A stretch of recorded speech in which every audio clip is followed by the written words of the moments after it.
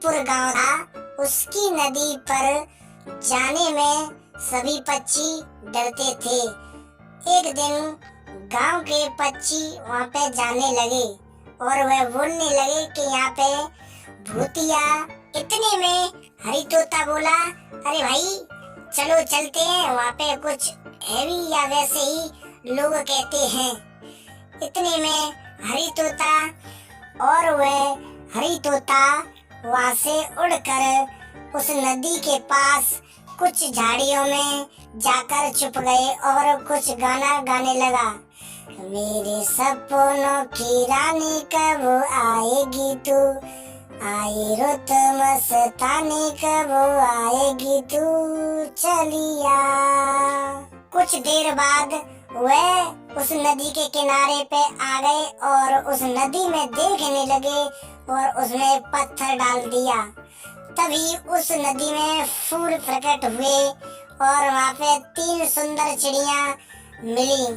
वह तीनों सुंदर चिड़िया को देखकर हरी तोता बोला, अरे वाह कितनी सुंदर चिड़िया है, चलो इनके पास चलते हैं। और वो आ गए और उनमें से सुंदरी चिड़िया बोली, अरे मुझसे शादी करोगे क्या? और इधर तीनों चिड़िया बोलने लगी, हम तीनों शादी के लिए तैयार वरमाला ले खड़े हैं। इधर हरी तोता बोला कि वाह मैं इन तीनों चिड़ियाओं को शादी कर कर ले जाऊंगा। और हरी तोता दूसरे तोता से बोला, चलो जल्दी कर लो, देर मत करो। और वह शादी कर कर उन्हें अपने घर पर ले गया।